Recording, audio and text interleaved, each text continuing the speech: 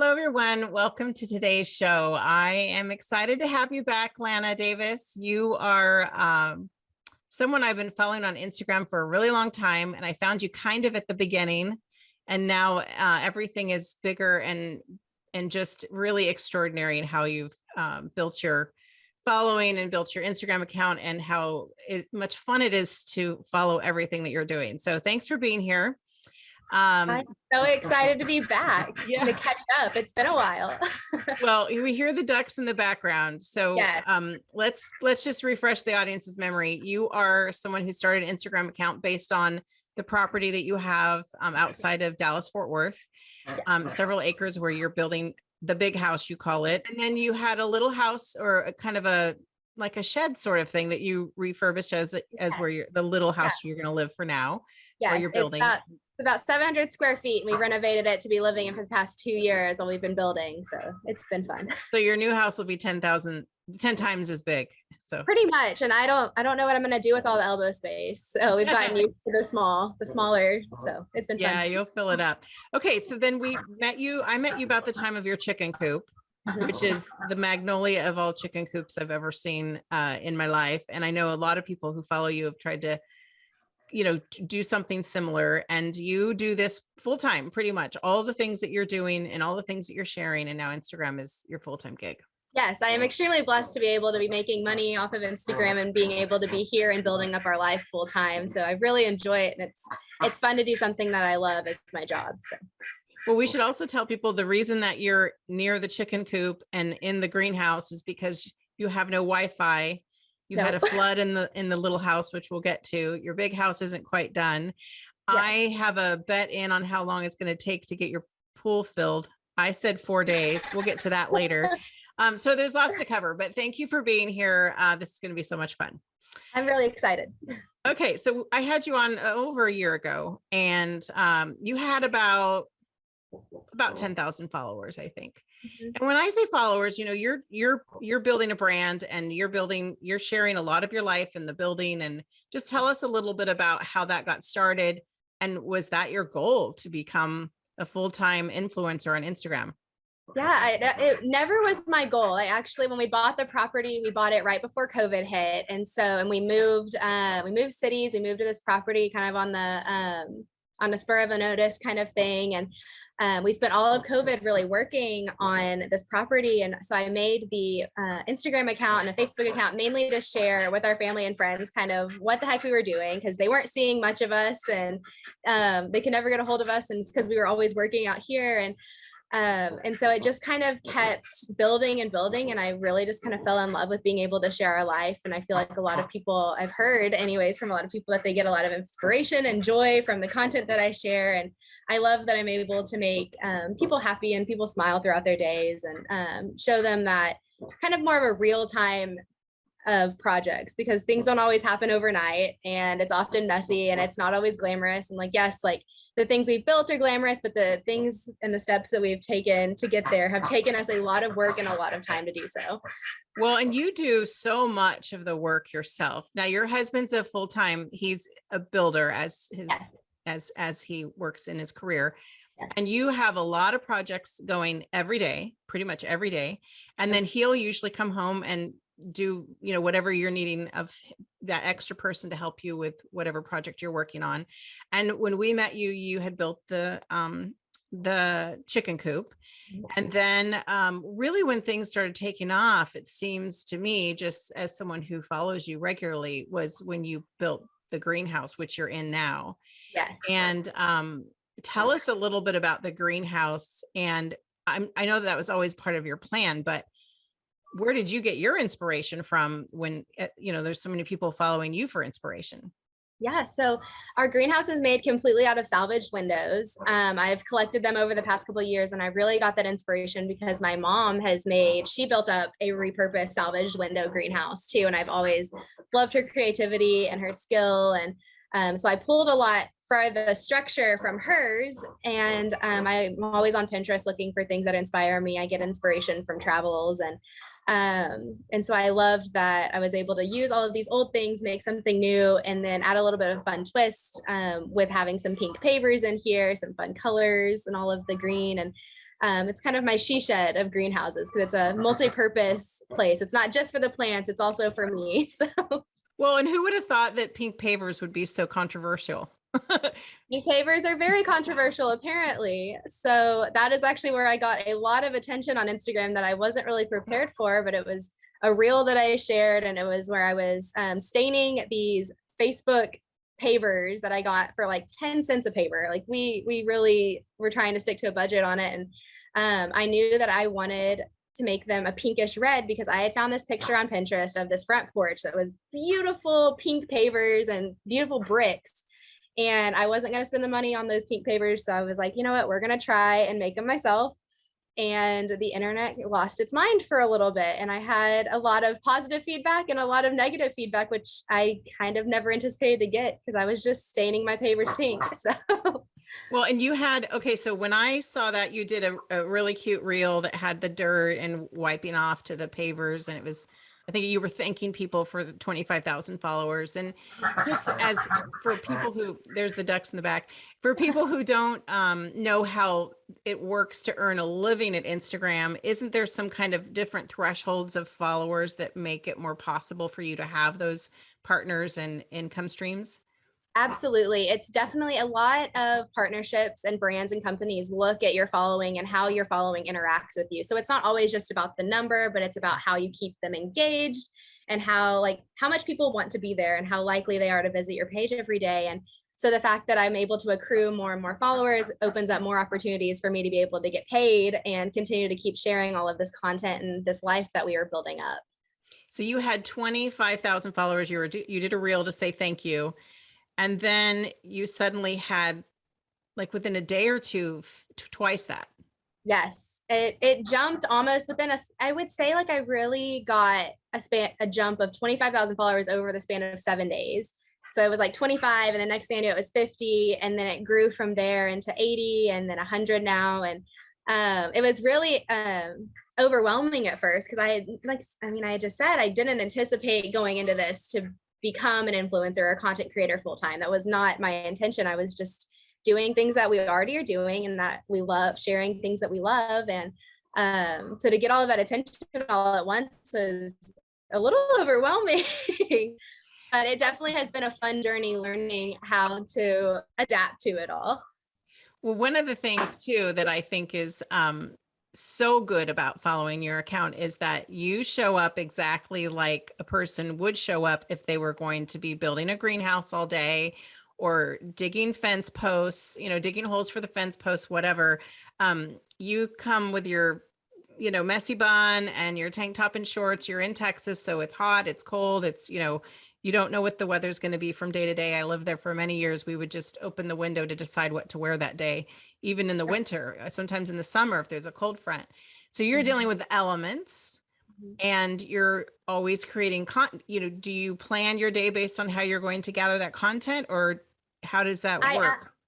I actually, it's funny. My husband and I have talked about it before. I was like, I'm not a routines person. And I've tried to plan out my weeks, or we've tried to plan out our weeks with projects or content. And for me, that doesn't work very well because we kind of wake up and see what the day has in store and make it work from there. So we joke that we fly by the seat of our pants around here a lot. And I think that's what keeps it fun. It keeps us on our toes, that's for sure. And I think it keeps a lot of our following on their toes as well.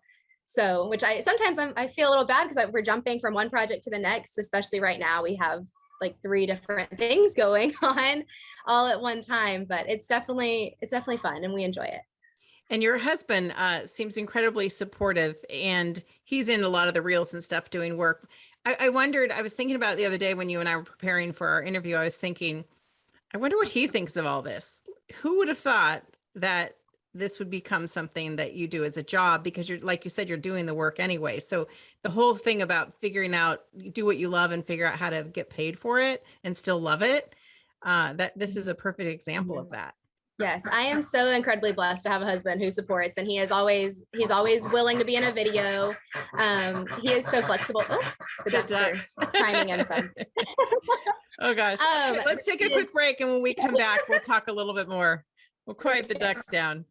We'll be back in just a minute.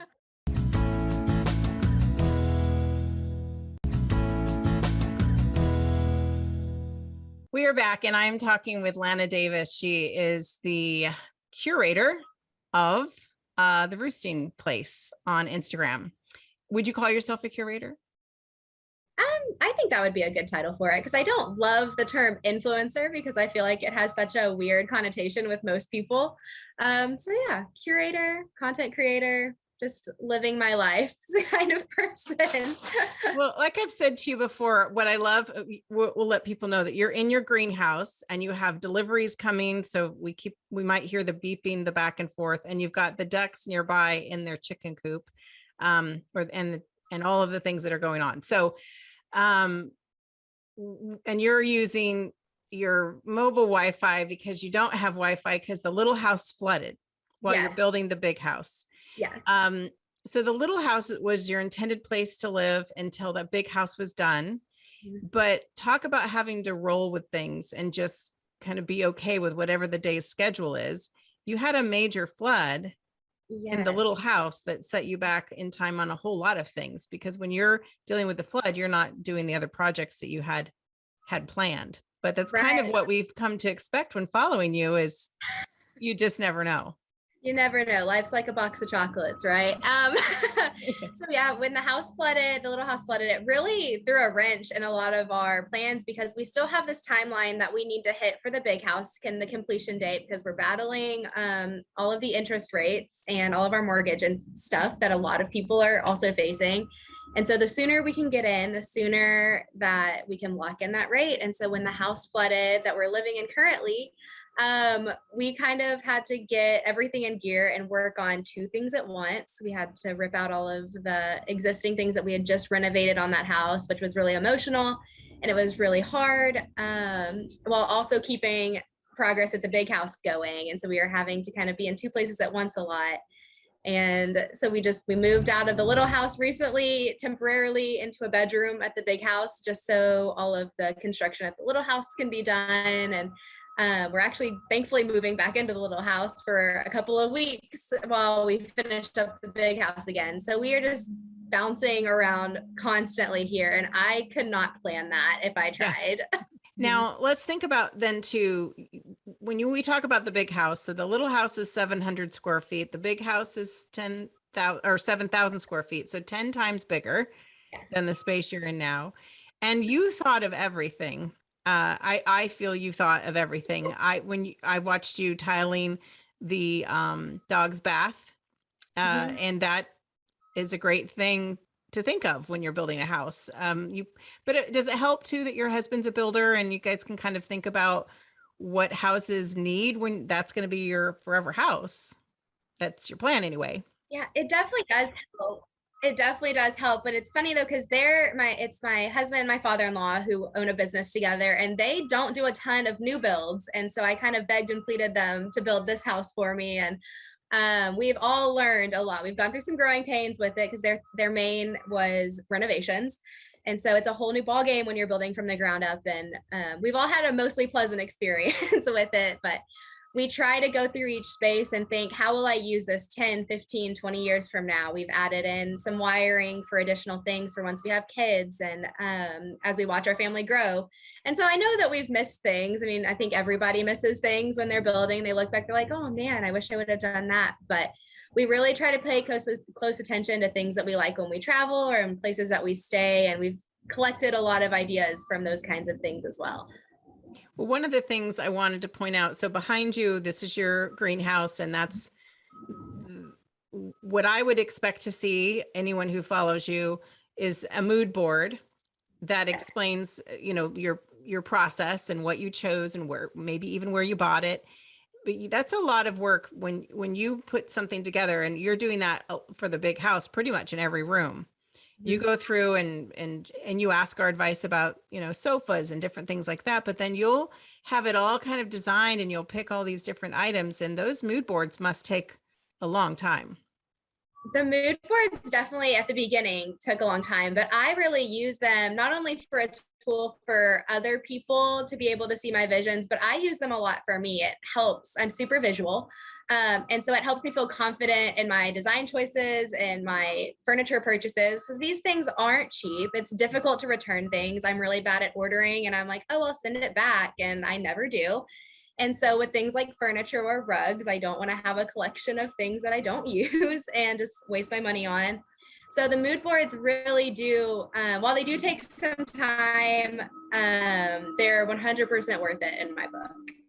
They're a tool to use. Well, and then you share it with us. And so, and you share many different versions. I mean, the price for things that you're paying for are everything from reasonable to you're going to make a pretty big investment in your sofa, for example. Like, you know, you decide where you're going to spend your money. Yes. Yeah. So and I like to give people ranges too, because a lot of people, while a lot of people know that things are expensive, some people don't realize a current cost of an object right now. And so it's really fun to be able to give insight to any of my following, be like, here's like kind of a splurge item, here's more on the budget item, even if I haven't physically sat in this couch, here's like the popular opinion from a lot of other people who have this couch, for example. And so it's really fun to be able to really create a community that people can bounce ideas off of, or a lot of people will send me messages and be like, hey, what do you think about this space in my home? And it's really fun to be able to start that conversation with people and really get to know people in that way.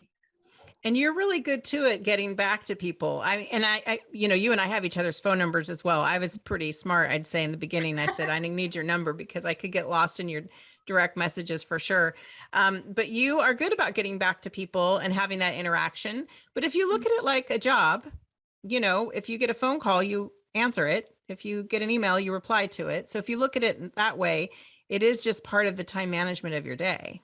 Absolutely. And it's something that I've had to learn how to balance, because I'm one of those people that don't like having unread messages on my phone from my friends. And so I feel like almost every follower is a friend at this point too. And I like having regular conversations. So I try really hard to get back to people in a timely manner.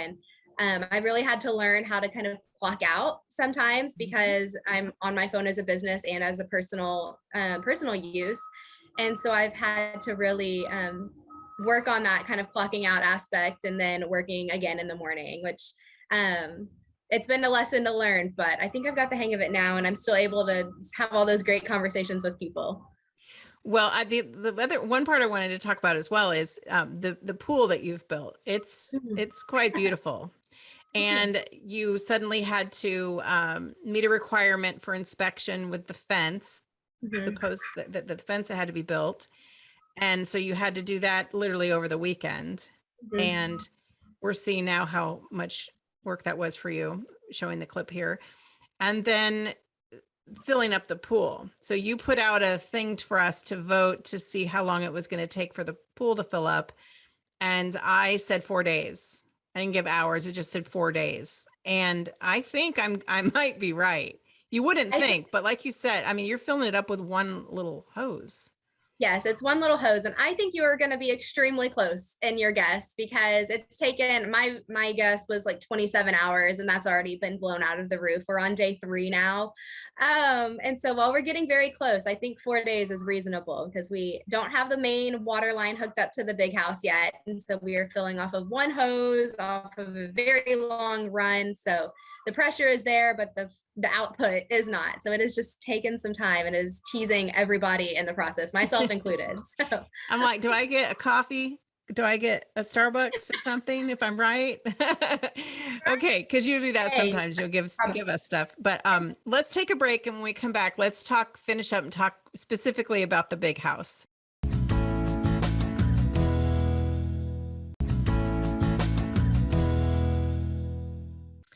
We're back talking with Lanna Davis of the Roosting Place on Instagram. And I wanted to finish up and talking specifically, we keep talking about the big house. We haven't really shown much of it yet. So we'll just be showing clips behind us having this discussion, because you have so much good content of the big house. My question for you first and foremost is, what will you do with yourself when the big house is done? I know there's lots of projects still to be done, and you have big plans for the place, and you'll never run out of content, but what do you envision for it going forward? So I have a list of projects, at least to cover me for the next 2 years, I'm sure. There's a lot of spaces that aren't going to be finished out. We aren't finishing out the second story at all. That will come whenever we have children and start moving them upstairs. We have a basement that is unfinished right now. That will be a whole project in itself. So we have lots of things on the project side to get done, and I'm sure that we'll start having kids eventually. So that'll be a whole different journey as we grow our family that way as well. So there will never Be a shortage of content, right? There will never, ever. How far, now that you're this far into it, how long ago did you start building the big house? We broke ground last November. So November of 2021.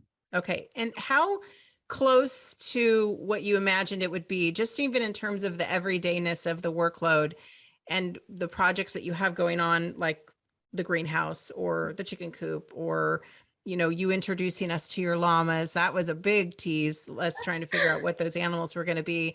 But as you just extend your family of animals and as you're building the house, how close is it to what you envisioned for yourself and for your husband and just the roosting place in general?